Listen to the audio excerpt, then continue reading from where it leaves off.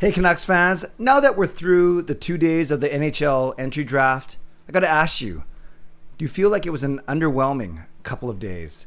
I'm Canuck Clay, and it's my Canucks take all in one take. It's Clay's Canucks commentary for Saturday, July the 9th. If you're new, here's what you should do. Hit the subscribe button now for daily Canucks insight that's positive, timely, and trustworthy. Thank you for all of your wonderful greetings yesterday. As you know, Gail and I celebrated 22 years of marriage in our anniversary, so thanks again for your greetings. And we're going to we're going to a wedding today. That's why I'm dressed up. I got a fan blaring, so if you hear a bit of distortion or whatever, it's because it's really hot in my home office right now.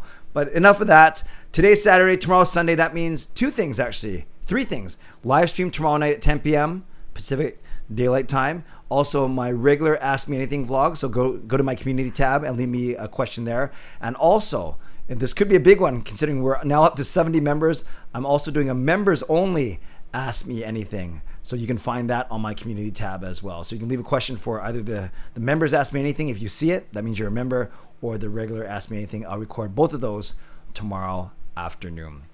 Okay, I want to ask you Canucks fans right off the bat, did you feel that that was an underwhelming draft for the Canucks? And not because of the players they took. Like, I'm excited about Jonathan Lekaramäki. I'm excited to see who this Elias Pettersson is on defense, and I've vlogged about that over the past couple of days. So I'm not so worried about who the Canucks actually drafted.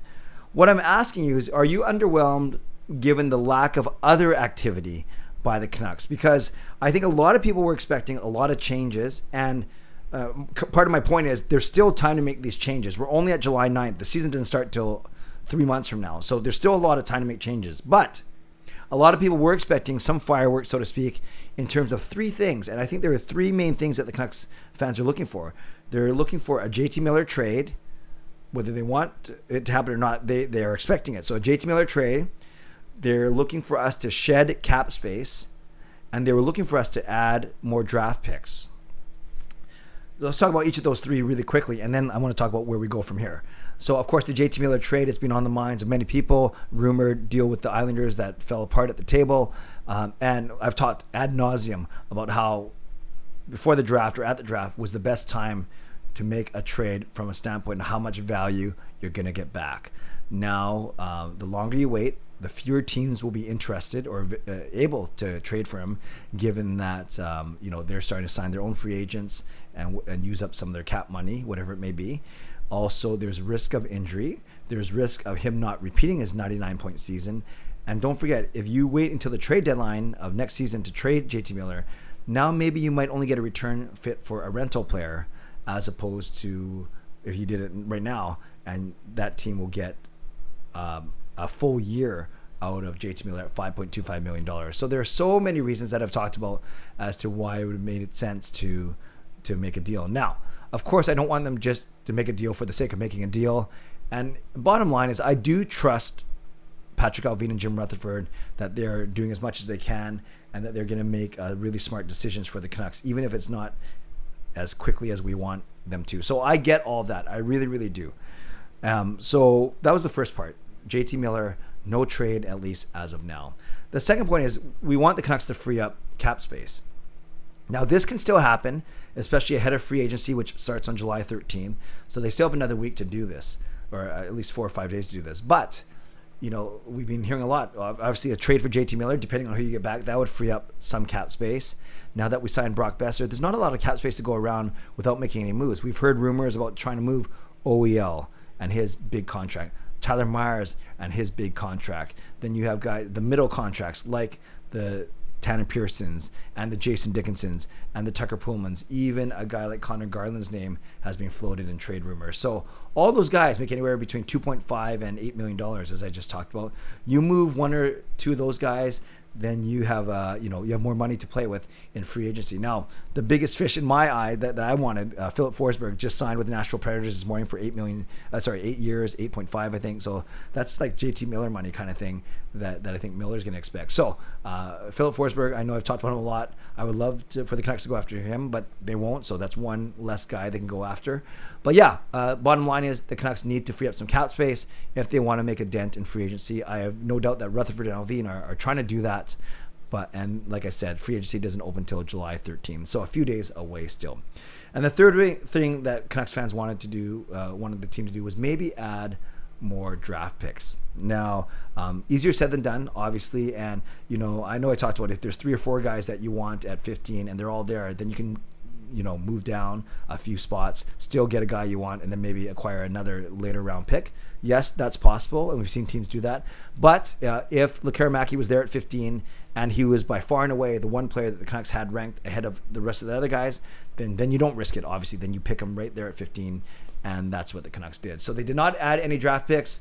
We'll see how this draft class plays out. Obviously, headlined by Lekkerimaki, and then a nice little subplot side story in another Elias Pettersson, this one a defenseman, and I vlogged about him yesterday.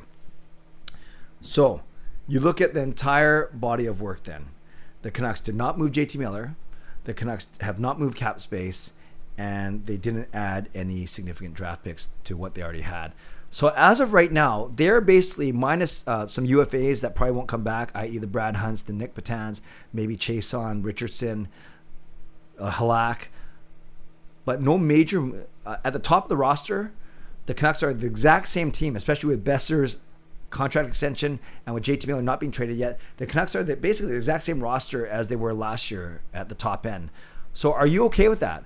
Do you look at that as, oh, well, that's great, that's fine, that's a team that under Boudreau, if he was coaching the whole season, would have made the playoffs? Or are you like, oh, I still don't think that's good enough, and that's why we were hoping for some big changes in the offseason? So I guess you got to kind of keep that in mind, is that right now the Canucks team is basically the same.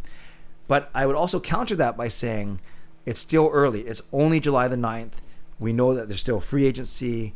There's all of August. And then you get into preseason, exhibition games and all that before the start of the season at the start of October. So we still have 3 months to shape the team. Obviously, you want to do that shaping in the next 6 weeks before the end of August, 6 or 7 weeks. So I guess my question to you Canucks fans is, 2 of them. Did you feel underwhelmed from the 2 days of the draft, Thursday, Friday? And I guess the other question is, do you still have confidence that Alvin and Rutherford will make the moves that they need to make to reshape this roster?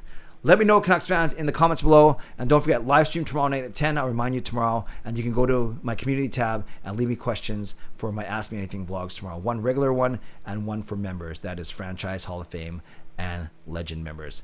Shout out to my sponsors, Perform and Transform, Personal Training and Weight Loss, and Advanced Seat Experts Real Estate Group.